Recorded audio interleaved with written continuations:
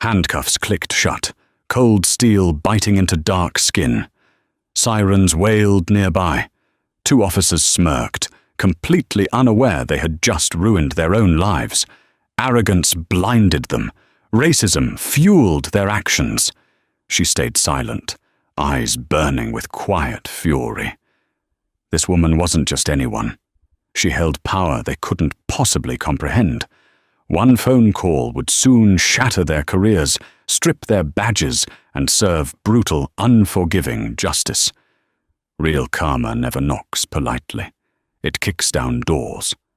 Listen closely, because what happened next proves true power whispers, while weak men scream. Sweat beaded on Jacqueline Montgomery's forehead as she slowed her pace, transitioning from a brisk jog to a comfortable walk. At 52 years old, she was in the best shape of her life, both physically and professionally. The morning air in Oak Ridge Estates was crisp, carrying the scent of freshly cut grass and blooming hydrangeas. Oak Ridge was an affluent, heavily guarded suburb on the outskirts of Chicago, known for its sprawling colonial homes, perfectly manicured lawns, and a demographic that was overwhelmingly, traditionally white. Jacqueline had closed on her new home just 3 days ago.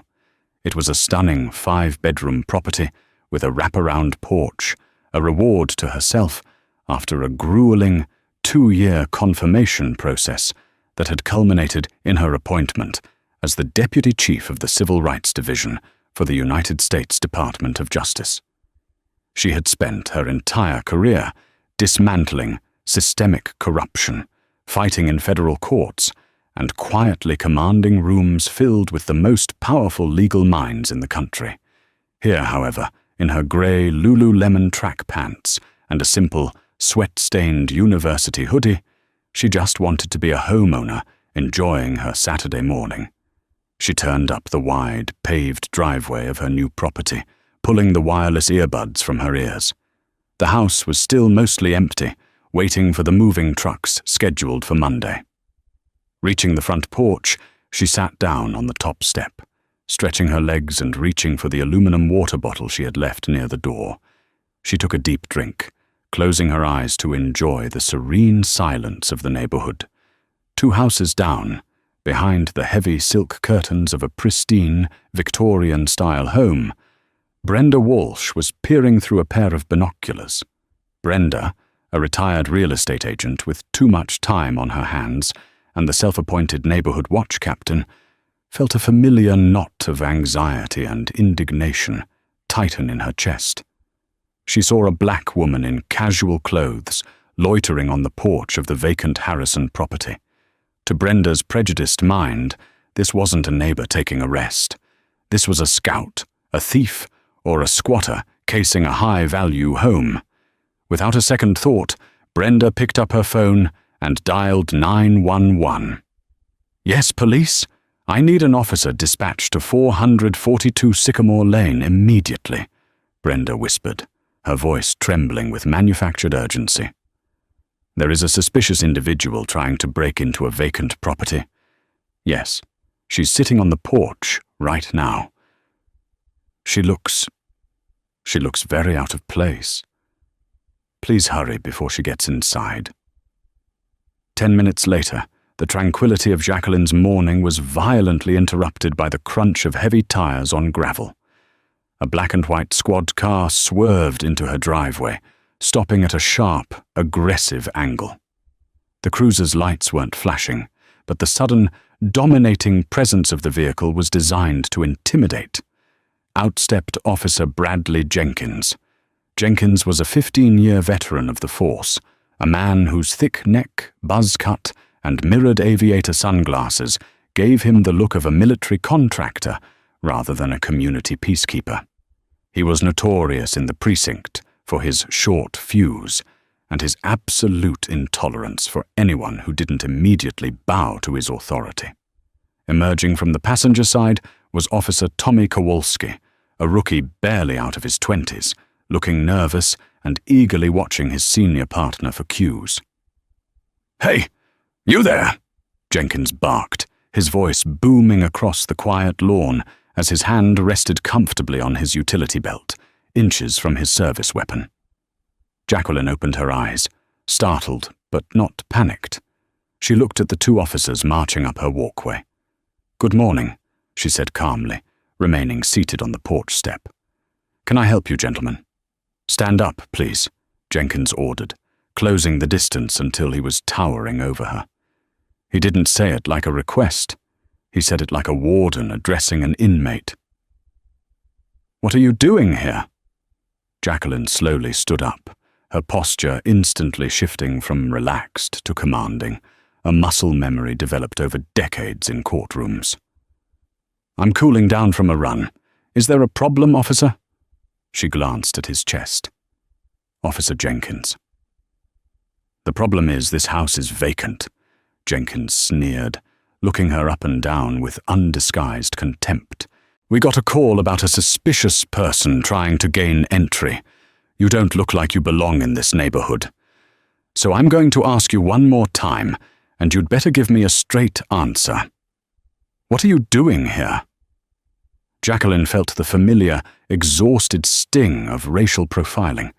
She had prosecuted cops for less, but right now, she was just a woman on her own porch. She kept her tone remarkably level, devoid of any anger that could be used as an excuse to escalate. "I belong here, Officer Jenkins, because I own this property. I purchased it 3 days ago. My name is Jacqueline Montgomery." Jenkins let out a sharp, derisive laugh, glancing back at Kowalski. "She owns it." "Right. You hear that, Tommy? We got a real estate mogul here." He turned his mirrored sunglasses back to Jacqueline, his jaw setting into a hard line. "Listen to me very carefully. I'm not in the mood for games this morning. You're going to produce an ID right now, or you're going to find yourself in the back of my car." "My ID is inside the house," Jacqueline said reasonably. She reached into her pocket and pulled out a single, brass key. "I locked the door behind me when I went for my run. If you will allow me to unlock my front door, I will gladly retrieve my driver's license for you." Jenkins's hand immediately dropped to the handcuffs on his belt. "You think I'm stupid? You think I'm going to let an unverified suspect enter a residence to potentially grab a weapon? Not a chance." "Officer," Jacqueline said, her voice dropping an octave, carrying the icy authority of a federal magistrate, "I have provided my name. I have provided proof of access via this key. I am standing on my own private property. Under the Fourth Amendment, you do not have probable cause to detain me, nor do you have reasonable suspicion that a crime has been, or is being, committed. Now either let me open my door, or please step off my porch." Kowalski blinked, clearly taken aback by her legal fluency. He leaned in toward his partner. "Brad, maybe we should just let her open the door. If the key works—" "Shut up, Tommy," Jenkins snapped. The fact that this black woman in a sweaty hoodie had just recited the law to him, challenging his absolute authority in front of his rookie, ignited a furious, blinding pride within him. He stepped onto the porch, violating her personal space, his chest puffed out. "I don't care what kind of internet law degree you think you have, lady," Jenkins growled. "You're a trespasser until I say otherwise. Turn around and put your hands behind your back. You're being detained for failure to identify and suspicion of burglary." Jacqueline Montgomery did not flinch. She looked Bradley Jenkins dead in the eye, seeing right through the mirrored glass to the weak, arrogant man underneath. She knew that if she resisted, even slightly, he would use force. She knew the statistics. She knew the reality of the world she lived in. "Officer Jenkins," Jacqueline said, her voice a chilling whisper that carried more threat than a scream, "I highly advise you to think very carefully about what you are about to do. If those handcuffs touch my wrists, you will be initiating an unlawful arrest, and I promise you, it will be the defining mistake of your professional life." Jenkins smirked, completely oblivious to the leviathan he was trying to cage. "Yeah? Tell it to the judge." The heavy metal of the handcuffs bit into Jacqueline's wrists with a cold, unforgiving snap. Jenkins pulled her arms back with unnecessary force, wrenching her shoulders in a way designed to humiliate and inflict pain. Jacqueline bit the inside of her cheek to stop herself from gasping, refusing to give him the satisfaction of a reaction. "Stop resisting," Jenkins muttered, a reflex phrase he used out of habit, even though Jacqueline was standing perfectly still, complying completely. "I am not resisting," Jacqueline stated, her voice projecting clearly across the lawn. "I want it on the record, and on your body cameras, that I am entirely compliant.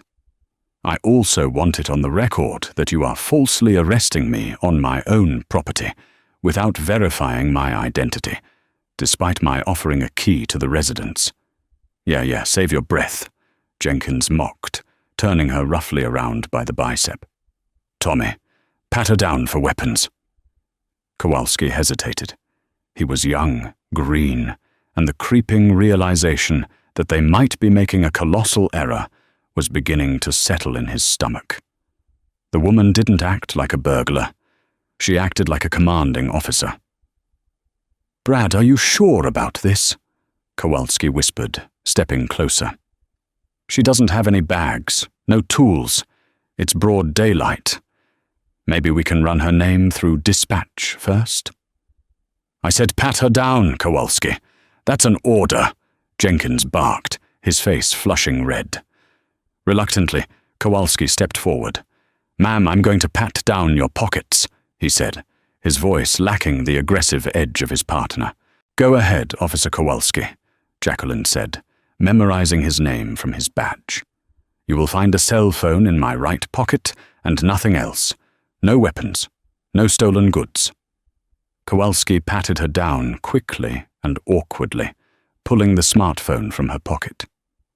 "Just the phone, Brad," he reported, holding it up. "Put it in the evidence bag," Jenkins ordered. He grabbed Jacqueline by the arm again and began marching her down the steps toward the cruiser. By now, the commotion had attracted an audience. A few doors down, a man watering his lawn had stopped to watch. Across the street, a woman walking a golden retriever stood frozen on the sidewalk. And there, standing at the edge of her perfectly manicured lawn, was Brenda Walsh, her arms crossed, a look of vindicated satisfaction on her face. Jacqueline caught Brenda's eye as she was paraded down the driveway in handcuffs. The look Jacqueline gave the neighbor wasn't one of anger or shame. It was a look of profound, terrifying pity. It was the look a predator gives its prey, just before the trap snaps shut. Brenda shifted uncomfortably, suddenly feeling a cold chill run down her spine, though she couldn't understand why. "Watch your head," Jenkins said sarcastically, pressing his hand forcefully on top of Jacqueline's head as he shoved her into the cramped, hard plastic back seat of the police cruiser. The doors slammed shut with a heavy, final thud, locking her in the sweltering, airless cage. Outside, Jenkins leaned against the car, pulling out his radio. "Dispatch, this is Unit 4. We have one suspect in custody, transporting to the 12th Precinct for booking, suspicion of burglary and failure to identify." "Copy that, Unit 4, the dispatcher's voice crackled back. Kowalski got into the driver's seat, his hands gripping the steering wheel a little too tightly. Jenkins slid into the passenger side, adjusting his utility belt and letting out a sigh of satisfaction. "Good work today, Tommy," Jenkins said, oblivious to his partner's anxiety. "That's how you keep these neighborhoods safe. You got to show them right away that we don't play around." Through the thick plexiglass partition, Jacqueline heard every word. The cruiser smelled of stale sweat, cheap coffee, and the lingering metallic tang of dried blood from previous occupants. Her shoulders ached from the awkward angle of the cuffs, but her mind was operating at lightning speed. She wasn't just a lawyer, she was a master tactician, Every step of this encounter was being catalogued in her brain. Violation of the Fourth Amendment, unlawful detainment, false arrest, potential civil rights violations under 18 U.S.C. Section 242, deprivation of rights under color of law. Jenkins had just handed her a perfectly wrapped federal lawsuit, but more importantly, he had handed her the hammer she needed to smash the corrupt culture of the local police department. She knew she could have screamed. She could have shouted her title. She could have told them she was the deputy chief of the Civil Rights Division, a woman who had the personal cell phone number of the Attorney General of the United States. If she had screamed her credentials, Jenkins might have paused. He might have verified her identity. He might have let her go with a fake apology. But Jacqueline Montgomery didn't want a fake apology. She wanted a reckoning. If they were doing this to her, a federal official on her own property, what were they doing to the black teenagers walking home from school? What were they doing to the minorities pulled over for a broken taillight in the dead of night? Jenkins had shown his true colors, and Jacqueline was going to let him paint his entire career into a corner before she dropped the match. "Comfortable back there, sweetheart," Jenkins called over his shoulder, tapping the plexiglass. "You got a long day ahead of you. We're going to process you, fingerprint you, and maybe by Monday you'll get a bail hearing. Hope you like bologna sandwiches." Jacqueline sat perfectly straight, her chin held high. "I am perfectly fine, Officer Jenkins," she replied, her voice smooth and unbothered. "In fact, I am exactly where I need to be." Jenkins frowned, turning forward. "Crazy," he muttered to Kowalski. "They're always crazy." Kowalski put the car in gear and pulled away from the beautiful colonial home that Jacqueline legally owned. As they drove out of Oak Ridge Estates, Jacqueline watched the sprawling mansions roll by through the barred windows. She took a deep breath, settling into the quiet, terrifying calm of a woman who knows she is holding a royal flush. The drive to the 12th Precinct took roughly 20 minutes, a journey that felt drastically different for the three people inside the vehicle. For Officer Bradley Jenkins, it was a victory lap. He rode with the window rolled down, resting his thick arm on the doorframe, basking in the glow of another supposed criminal apprehended. He spent the ride lecturing Kowalski on the realities of police work. "You see, Tommy," Jenkins droned on, his voice easily carrying through the gaps in the partition. "They bring these people out here, build these low-income housing units a few towns over, and suddenly they think they can just wander into Oak Ridge like they own the place. You can't hesitate. You give 'em an inch, they'll rob you blind. You did good today, but you gotta stop second-guessing. You trust your gut. My gut said she was a threat." Kowalski kept his eyes glued to the road, his knuckles white. "Right, Brad. But what if she wasn't lying? What if she really did just buy the place?" Jenkins laughed loudly, a booming, obnoxious sound. "Buy that place? The Harrison estate? Tommy, that house went for almost $2 million. Look at her." He gestured vaguely toward the back seat without turning around. "Track pants and a hoodie. No ID. Does she look like a millionaire to you? She's probably a maid who swiped a key or a squatter looking for a soft place to sleep. By the time the detectives are done with her, she'll confess to stealing the copper wiring from half the county." In the back seat, Jacqueline listened to the casual, institutional racism flowing from Jenkins' mouth. It didn't shock her. She had read thousands of transcripts containing similar rhetoric, but hearing it firsthand, directed at her, solidified her resolve. She wasn't just going to fire Jenkins. She was going to initiate a federal probe into the entire precinct.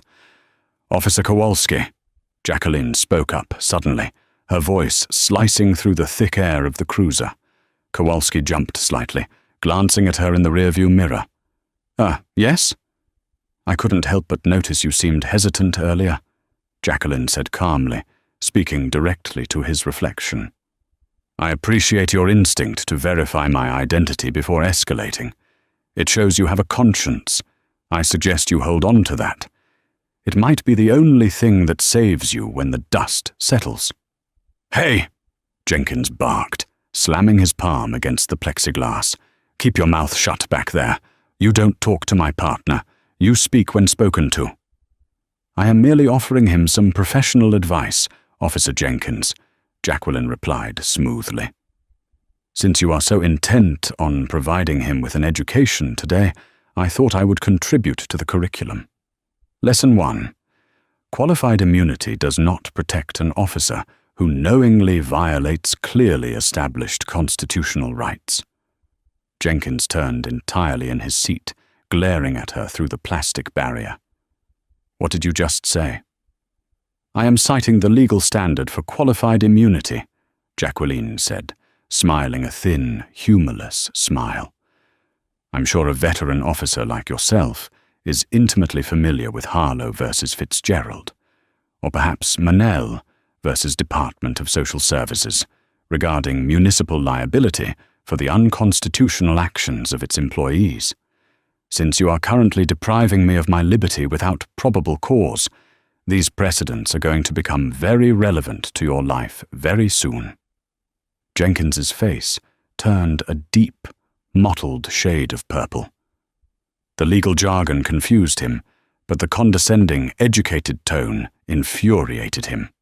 "I don't know what kind of sovereign citizen garbage you've been reading on the internet," he spat, "but it's not going to fly here. You're going in a cell, and you're going to stay there until you learn some respect." Kowalski swallowed hard. He had arrested plenty of people. They usually cried, yelled, begged, or fought. They never cited Supreme Court precedents with the calm, terrifying poise of a college professor giving a lecture. Panic began to claw at Kowalski's throat. Who the hell did we just arrest? The squad car pulled into the gated rear parking lot of the 12th Precinct. It was a bleak, concrete building that looked more like a bunker than a public service office. Kowalski parked the cruiser in the intake bay and killed the engine. Jenkins was out of the car in a flash, yanking the back door open. He grabbed Jacqueline by the arm, pulling her out of the vehicle roughly. She stumbled slightly due to her bound hands, but quickly regained her footing, standing tall. "Walk," Jenkins ordered, pushing her toward the heavy steel doors of the processing center. The bullpen of the 12th Precinct was chaos. Telephones were ringing, officers were typing at cluttered desks, and the smell of stale coffee and body odor was overpowering. At the front desk sat Sergeant Bill Reynolds, a massive man with a thick grey mustache and a weary expression that suggested he had seen every trick in the book. "What have we got, Jenkins?" Reynolds asked, barely looking up from his computer monitor as Jenkins marched Jacqueline up to the high desk. "Got a live one, Sarge," Jenkins announced proudly. "Found her trespassing on the old Harrison estate over in Oak Ridge. Refused to identify herself. Claims she owns the place." Reynolds paused his typing and finally looked up, his eyes landing on Jacqueline. He took in her calm demeanor, her expensive, though sweaty, workout gear, and the absolute absence of fear in her eyes. Reynolds had been on the job for 30 years. He had a sixth sense for trouble. And looking at the woman standing before him, every alarm bell in his head began to ring simultaneously. "Refused to ID?" Reynolds asked slowly, looking from Jenkins to the woman. "Told me her name was Jacqueline Montgomery, and that her ID was inside," Jenkins scoffed. "Said she had a key, but I wasn't about to let a suspect walk into a house to grab a weapon." Reynolds frowned deeply. He looked directly at Jacqueline. "Ma'am, is this true? Are you refusing to identify yourself?"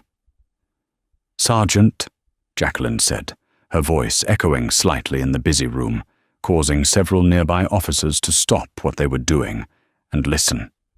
"I provided my legal name. I offered the key to my legally purchased residence. Officer Jenkins refused to verify my identity, and instead chose to unlawfully arrest me. I am fully cooperating. However, before you process me, I am formally requesting my legally mandated phone call." Jenkins rolled his eyes. "She doesn't get a phone call until she's booked and fingerprinted, Sarge. Put her in holding." "Actually," Jacqueline interjected, her eyes locking on to Sergeant Reynolds, "I am an officer of the court. Denying me access to counsel or communication at this juncture will only compound the severity of the federal civil rights lawsuit that is currently hovering over this precinct." Reynolds stared at her. "An officer of the court?" he repeated, his voice dropping. "She's bluffing," Jenkins insisted, stepping forward. "Look at her, Sarge. She's nobody. Just throw her in cell 3 and let her cool off." Reynolds looked at Jenkins, then at Kowalski, who looked like he was about to vomit. Then he looked back at Jacqueline. Her face was a mask of absolute, unyielding stone. "Give her the phone," Reynolds said quietly. "Sarge, you can't be serious," Jenkins protested. "I said give her the damn phone, Jenkins," Reynolds roared, his voice silencing the entire bullpen. Grumbling, Jenkins reached over the desk, grabbed a corded receiver, and slammed it down in front of Jacqueline. "Make it quick," he snapped. Because her hands were cuffed behind her back, Jacqueline couldn't hold the receiver. She looked at Kowalski. "Officer Kowalski, would you be so kind as to dial a number for me and hold the phone to my ear?" Kowalski scurried forward, ignoring Jenkins' glare. Yes, ma'am. What's the number?" Jacqueline recited a number with a Washington, D.C. area code. It wasn't the number for a local defense attorney. It wasn't the number for a family member. It was the direct, private cell phone number of Attorney General William Stanton. Kowalski punched in the numbers, his hands shaking, and held the receiver up to Jacqueline's ear. It rang twice before a deep, authoritative voice answered. "Stanton." "William," Jacqueline said, her voice echoing in the dead silence of the police precinct. "It's Jacqueline Montgomery. I apologize for interrupting your Saturday, but I seem to have encountered a situation in my new neighborhood. I am currently in handcuffs at the 12th precinct in Chicago, being held without probable cause by an officer, Bradley Jenkins." There was a long, terrifying pause on the other end of the line. When the Attorney General spoke again, his voice was ice-cold and dripping with incoming devastation. "Put the highest-ranking officer in that building on the phone," Stanton commanded. "Right now." Officer Tommy Kowalski stood frozen, the corded phone receiver still pressed awkwardly against Jacqueline Montgomery's ear. He could faintly hear the sharp, demanding tone of the man on the other end, but he couldn't make out the words.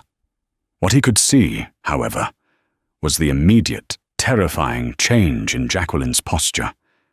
She hadn't been afraid before, but now she radiated the absolute, crushing authority of a 5-star general on a battlefield. "Sergeant," Jacqueline said, pulling her head away from the receiver slightly. "The Attorney General of the United States would like a word with you." The entire bullpen of the 12th precinct went dead silent. The ringing telephones suddenly sounded deafening. A veteran detective in the corner paused halfway through taking a sip of his coffee, the mug hovering near his mouth. Sergeant Bill Reynolds felt the blood drain from his face, leaving his weathered cheeks a pale, sickly grey. He looked at Jenkins, who was rolling his eyes, then back at the woman in the track pants. With a trembling hand, Reynolds reached across the high desk and took the receiver from Kowalski. "This is Sergeant Reynolds, desk supervisor," he stammered, bringing the phone to his ear. "Sergeant Reynolds," the voice of William Stanton boomed through the earpiece, cold and precise. "You are currently holding Jacqueline Montgomery in your custody. Is that correct?" Yes, sir. We have a Jane Doe." "Stop talking and listen to me very carefully," Stanton interrupted, his voice cutting through the air like a scalpel. "You do not have a Jane Doe. You have the Deputy Chief of the Civil Rights Division for the United States Department of Justice. She is one of the highest-ranking federal prosecutors in the country. If the handcuffs are not removed from her wrists in exactly 10 seconds, I will personally dispatch the Chicago FBI field office to raid your precinct. You and every officer involved in her unlawful detention will be federally indicted by Monday morning for deprivation of rights under color of law. Do you understand me, Sergeant?" Reynolds felt his knees go weak. A cold sweat broke out across his forehead. "Yes, sir. Immediately, sir." "Put her back on," Stanton ordered. Reynolds shoved the phone back toward Kowalski, who fumbled to catch it and hold it to Jacqueline's ear once more. "William," Jacqueline said calmly, "I am going to need you to contact Special Agent in Charge Thomas Gallagher at the Chicago field office. Have him bring a team to the 12th Precinct immediately. We need to secure body camera footage and dispatch audio before it mysteriously corrupts." "Gallagher is on speed dial, Jacqueline. He'll be there in 15 minutes, Stanton replied. "Are you hurt?" "Only my pride, and slightly my wrists," she said, her eyes fixed on Jenkins. "But the taxpayers of this city are about to hurt a great deal more. I'll call you back when the FBI arrives." Kowalski hung up the phone. He took 2 massive steps backward, putting as much distance between himself and Jacqueline as physically possible. "Keys now," Reynolds hissed, lunging over the desk and pointing a meaty finger at Jenkins. "Get those cuffs off her right this second, Bradley." Jenkins blinked, a smirk still plastered on his face. "Sarge, come on. You're not falling for this, are you? She probably called her pimp or some sovereign citizen hotline. She's a squatter." "I am not asking you, Jenkins," Reynolds roared, his voice cracking with panic. He grabbed his own radio microphone. "Dispatch, get Captain Callahan down to the bullpen immediately. Code Red." He turned back to the officers. "Jenkins, if you don't take those cuffs off her, I will strip your badge right here and lock you in cell 3 myself." The absolute terror in Reynolds' eyes finally made a dent in Jenkins' armor. Grumbling under his breath, Jenkins pulled the small silver key from his belt and stepped behind Jacqueline. "Fine, but when she runs, it's on you, Sarge." The handcuffs clicked open. Jacqueline brought her arms forward, slowly rolling her shoulders and rubbing the deep red indentations on her wrists. She didn't rub them for long. She immediately straightened her spine and looked directly at Jenkins. "Officer Jenkins," Jacqueline said, her voice echoing in the silent room. "You are required by department policy to keep your body camera rolling until an incident is officially resolved. I strongly advise you not to touch that camera. If you power it down, it will be considered destruction of federal evidence." "Federal evidence?" Jenkins scoffed, trying to regain his footing, puffing his chest out. "Lady, I don't know who you tricked on the phone, but you're still a suspect in a burglary investigation. You don't give orders here." Before Jacqueline could respond, the heavy wooden doors to the precinct's administrative wing banged open. Captain Robert Callahan, a stern man in a crisp white shirt with gold stars on his collar, stormed into the bullpen. "What the hell is going on out here, Reynolds?" Callahan demanded. "Why is dispatch calling a code red over a trespassing suspect?" "Captain," Reynolds said, his voice shaking as he pointed at Jacqueline. "That's not a trespassing suspect. That's Jacqueline Montgomery. She's the Deputy Chief of the Civil Rights Division for the DOJ." Callahan stopped dead in his tracks. He looked at Jacqueline, taking in the expensive workout gear, the brass key resting on the intake counter, and the raw red marks on her wrists. He had been a cop for 35 years. He knew immediately that his precinct was standing on a landmine, and Bradley Jenkins had just jumped up and down on the trigger. "Ma'am," Callahan said, his voice instantly dropping into a low, conciliatory register. "Captain Robert Callahan, I apologize for this misunderstanding. If you'll step into my office, we can clear this up immediately. We'll get you a car back to your residence." "Captain Callahan," Jacqueline replied, not moving an inch. "There is no misunderstanding to clear up. I was on my own property. I provided my name. I offered a key to prove residence. Officer Jenkins refused to investigate, mocked me, unlawfully detained me, and kidnapped me under color of law. I am not stepping into your office for a private chat to make this go away." "Now listen here," Jenkins started, stepping forward aggressively. "Shut your mouth, Jenkins," Callahan barked, turning on his veteran officer with venomous fury. "Not another word." Callahan turned back to Jacqueline, desperately trying to salvage his precinct's reputation. "Deputy Chief Montgomery, please. Let's handle this internally. I assure you, Officer Jenkins will be severely disciplined. A formal reprimand. Sensitivity training. A reprimand?" Jacqueline interrupted, letting out a sharp, humorless laugh that sent chills down Kowalski's spine. "Captain, your officer didn't violate a dress code. He violated the United States Constitution. He bypassed the Fourth Amendment because he saw a black woman in a wealthy neighborhood and allowed his prejudice to dictate his policing. And worse, he did it in front of a rookie, training the next generation to be just as corrupt and reckless as he is." She stepped closer to the captain, her presence utterly dominating the room. "I don't want a reprimand. I want his badge, his gun, and a full federal audit of every arrest he has made in the last 15 years. And we are going to wait right here in the bullpen until the FBI arrives to collect the evidence." Jenkins's face flushed crimson. The sheer humiliation of being dressed down by a black woman in front of his entire precinct shattered his fragile ego. "You can't do this," he yelled, pointing a thick finger at her. "I was doing my job. We got a 911 call from Brenda Walsh. She said you were casing the joint." Jacqueline turned her gaze slowly toward Jenkins. "Ah, yes. The 911 call. Don't worry, Officer Jenkins.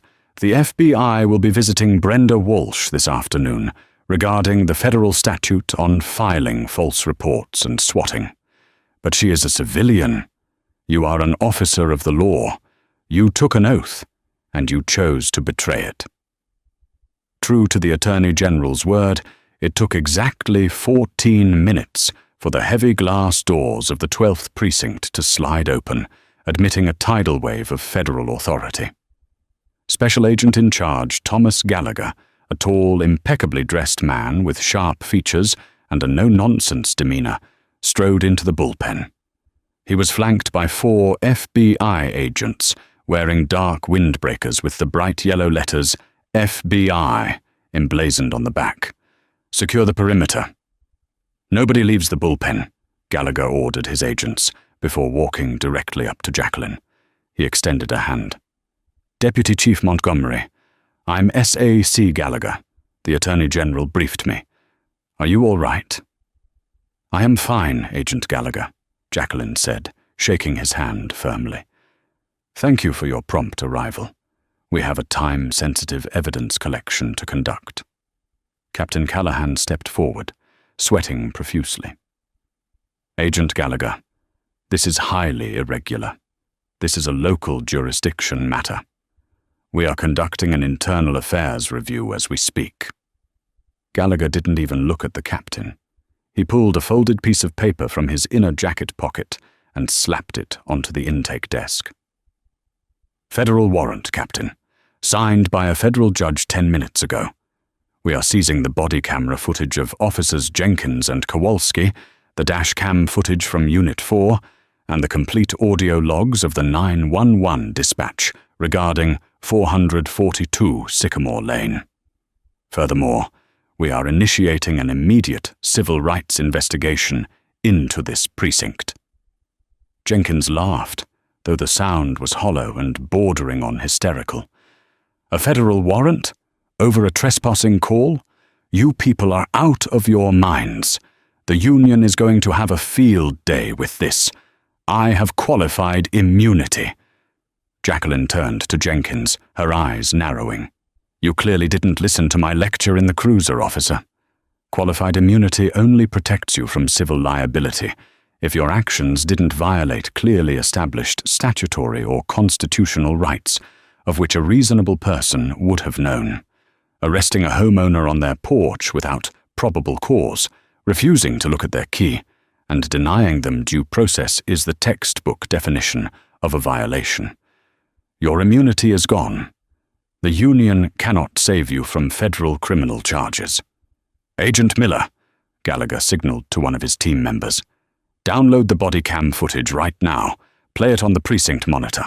I want to see exactly what happened." The tech agent quickly moved behind the desk, bypassing a terrified Sergeant Reynolds. Within 90 seconds, he had connected Jenkins's camera to the precinct's main briefing monitor. The video flickered to life. The entire bullpen watched in stunned silence as the encounter played out. The audio was crystal clear. They heard Jacqueline politely offering her key. They heard Jenkins' aggressive, condescending tone. "She owns it." "Right. You hear that, Tommy? We got a real estate mogul here." They watched as Jenkins escalated a calm situation, throwing a completely compliant woman into handcuffs, mocking her intelligence, and shoving her into a hot car.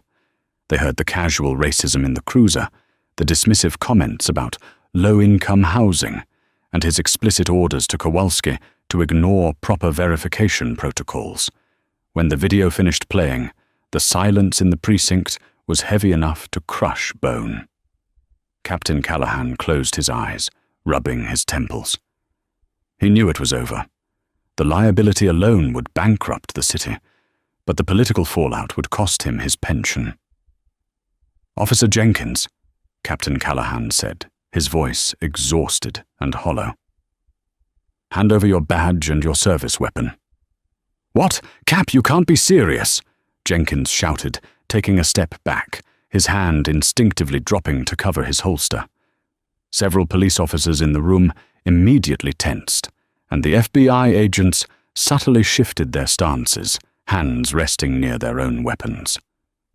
"Do not make me repeat myself, Bradley," Callahan commanded, stepping directly into Jenkins' personal space. "You are stripped of your police powers, effective immediately. Hand over your weapon and your badge, or I will have you arrested for insubordination and resisting right now." With shaking hands and a face flushed with rage and terror, Jenkins unclipped his gun belt and slammed it onto the desk. He ripped the silver shield from his chest and threw it next to the gun. 15 years, Jenkins spat, glaring at Jacqueline. 15 years I protected this city, and you're going to throw it all away because this woman got her feelings hurt. "You didn't protect this city, Mr. Jenkins," Jacqueline corrected him, emphasizing his sudden loss of title. "You terrorized the parts of it you didn't like. You used a badge to legally enforce your own prejudice. Your 15 years of service are exactly why the DOJ is going to audit every single arrest report you've ever filed, every complaint of excessive force, every claim of false arrest that was swept under the rug by your supervisors. We are going to dig them all up. If you put innocent people in prison, I am going to see them freed. And I am going to see you take their place." Jenkins looked around the room, expecting his fellow brothers in blue to stand up for him. But no one moved. They all looked away. He was radioactive. "What about him?" Jenkins suddenly pointed at Kowalski, desperate to take someone down with him. "He was there! He patted her down! He was driving!" Kowalski flinched as if he had been struck. He looked at Jacqueline, absolute panic in his young eyes. "Officer Kowalski," Jacqueline said softly, addressing the rookie. "You are currently suspended pending investigation. However, The federal government looks very favorably upon officers who testify against systemic corruption. I suggest you retain private counsel. Do not use the union lawyer. And contact Agent Gallagher's office by Monday morning. Your career might be salvageable, provided you tell the absolute truth." Kowalski nodded frantically, tears welling in his eyes. "Yes, ma'am. Thank you, ma'am. I will." Jacqueline turned to Gallagher. "Agent Gallagher, I believe my business here is concluded. However, there is one loose end. The woman who initiated this malicious call. Brenda Walsh." Gallagher nodded, checking a notepad. 442 Sycamore Lane, you said? We have her address from dispatch. I'm sending 2 agents over there right now. Falsely reporting a crime to utilize law enforcement as a weapon is a federal offense, especially when it crosses state telecommunication lines. "Excellent," Jacqueline said. She looked around the precinct one last time, her eyes sweeping over the silent, stunned faces of the officers. "Let this serve as a notice to the 12th precinct. The era of unchecked authority in this district is over. The Department of Justice is watching." Without another word, Jacqueline Montgomery turned and walked out of the heavy glass doors of the precinct, leaving the shattered remains of Bradley Jenkins' career and the corrupt culture he represented burning in her wake. The karma wasn't just hitting back, it was leveling the entire building. The mahogany grandfather clock in the foyer of Brenda Walsh's pristine Victorian home chimed noon. The sound echoed through the high-ceilinged, impeccably decorated hallway, bringing a smile to her face. Brenda sat in her sunroom, a delicate porcelain teacup resting in her manicured hands, filled with imported Earl Grey. The morning had been, in her mind, a resounding success.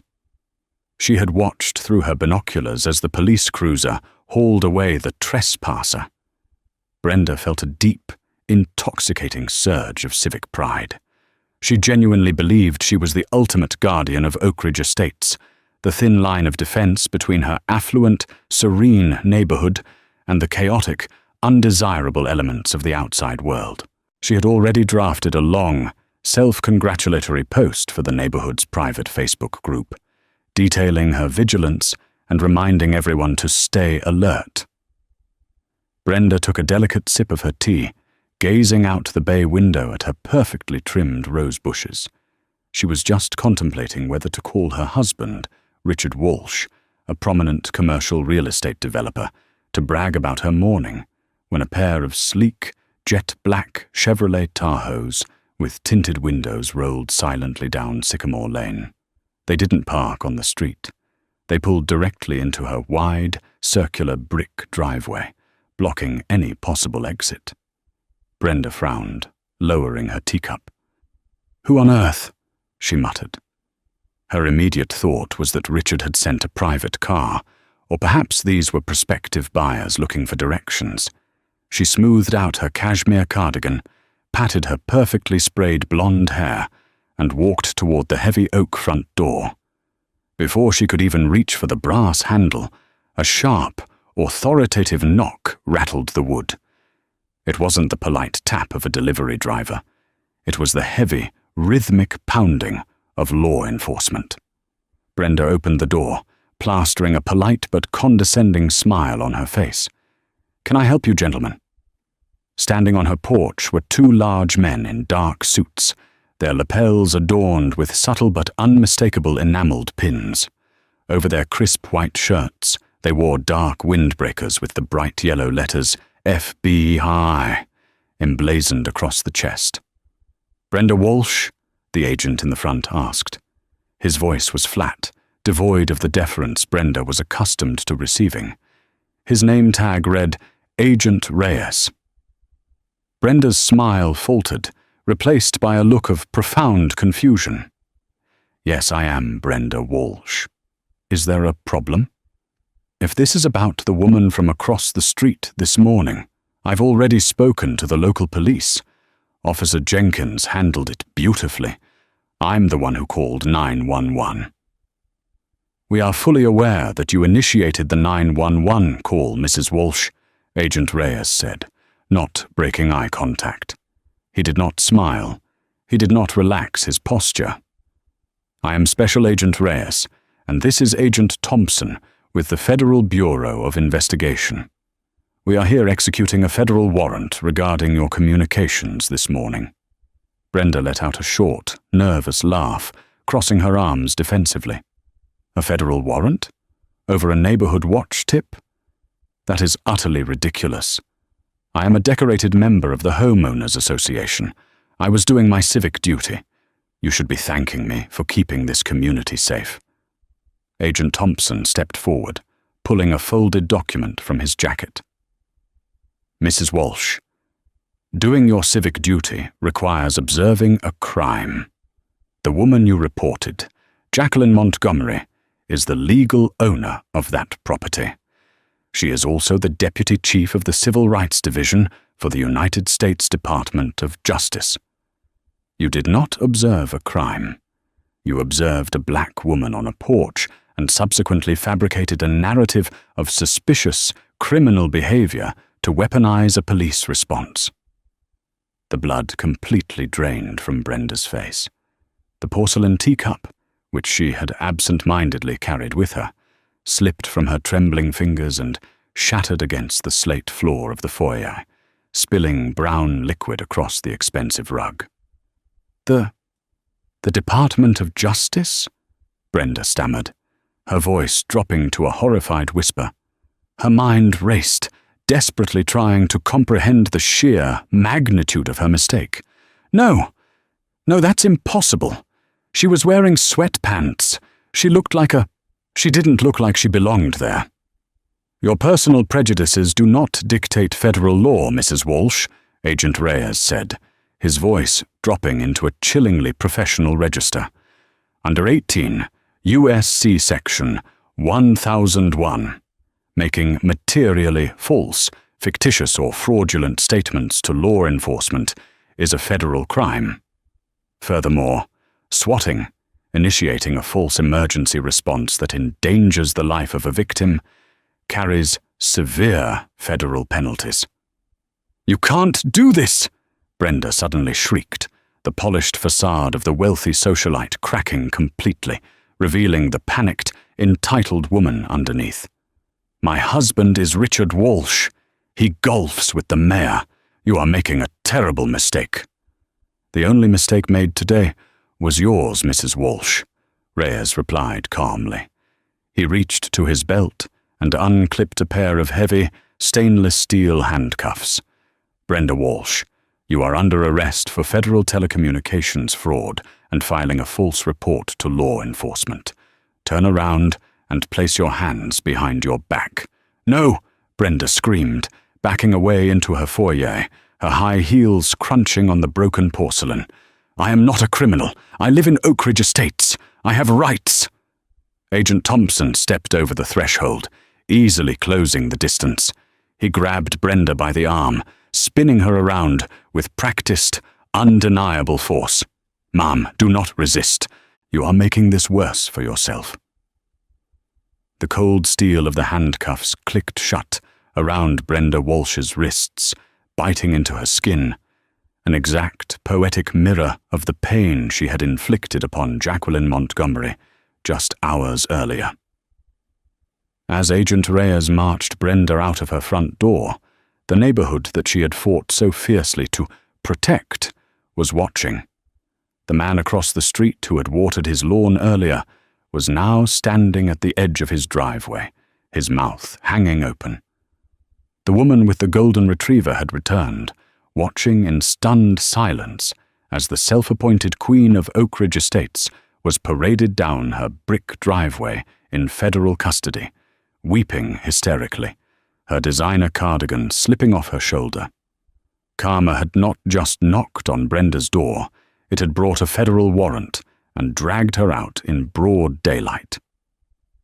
6 months later, the Dirksen Federal Courthouse was a suffocating fortress of tension.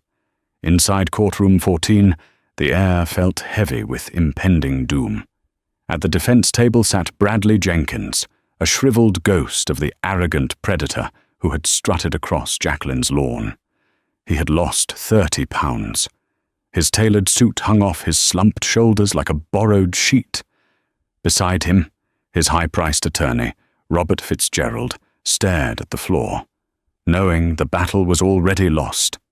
The DOJ's audit had not just exposed Jenkins, it had incinerated his entire precinct. Federal investigators unearthed a horrifying 15-year paper trail of coerced confessions, missing dashcam footage, and racially motivated arrests. The final nail in Jenkins's coffin was the newly discovered evidence that he had planted narcotics on a young college student named Jamal Robinson, a revelation that secured Robinson's immediate release and guaranteed a massive civil settlement from the city of Chicago. "All rise," the bailiff barked. Judge Harrison Caldwell, a jurist famous for his merciless approach to police corruption, took the bench, his piercing glare locked onto Jenkins. "Mr. Jenkins," Judge Caldwell's voice boomed through the silent room, "a federal jury has convicted you on 6 counts of deprivation of rights under color of law, alongside evidence fabrication. Your attorney asks for leniency, citing your 15 years of service. But you did not serve this city. You terrorized it." In the front row of the gallery, Jacqueline Montgomery sat perfectly still, clad in a sharp charcoal suit. She watched the proceedings with the icy calm of a predator who had finally cornered its prey. "You used a sacred badge as a weapon to enforce your own prejudice," Judge Caldwell continued, his disgust palpable. "You believed your uniform made you untouchable. You arrested a homeowner on her own property without cause, laughed at her rights, and locked her in a cage. You had no idea you were handcuffing a federal prosecutor. Your staggering arrogance became your own undoing." Jenkins squeezed his eyes shut. A single pathetic tear tracked down his hollow cheek. "For your crimes against the Constitution, I sentence you to 180 months in a federal penitentiary," Caldwell declared, striking his gavel. "Remanded immediately." 2 massive U.S. Marshals hauled Jenkins to his feet, the heavy steel handcuffs ratcheted tightly around his wrists. As he was dragged toward the side door, Jenkins looked back one last time. His eyes met Jacqueline's. She offered no smile, only a slow, deliberate nod. The scales were finally balanced. Later that evening, Jacqueline stood on the wraparound porch of her Oak Ridge Estates home. The neighborhood was quiet, but the landscape had fundamentally changed. Directly across the street, a massive "For Sale" sign dominated Brenda Walsh's lawn. Facing federal swatting and fraud charges, Brenda was currently out on bail, bankrupt from mounting legal fees, and in the middle of a bitter divorce after her wealthy husband abandoned her. Karma had not just knocked on their doors, it had evicted them entirely. True power never has to shout to be heard. True power rarely needs to announce itself. It simply waits for the arrogant to dig their own graves. Bradley Jenkins and Brenda Walsh allowed their deep-seated prejudices to blind them, assuming a black woman in a hoodie was a target devoid of consequence. They were wrong. The handcuffs clicked, but it was their own lives they locked away. Karma operated through the relentless, unforgiving machinery of federal justice, stripping a corrupt officer of his freedom and a vindictive neighbor of her false empire. This story stands as a brutal reminder that systemic arrogance eventually collides with an unmovable object. Justice was served not with screaming matches, but with a quiet phone call that shattered a precinct and leveled the playing field. When you weaponize the law against the innocent, the law will inevitably turn its crosshairs onto you.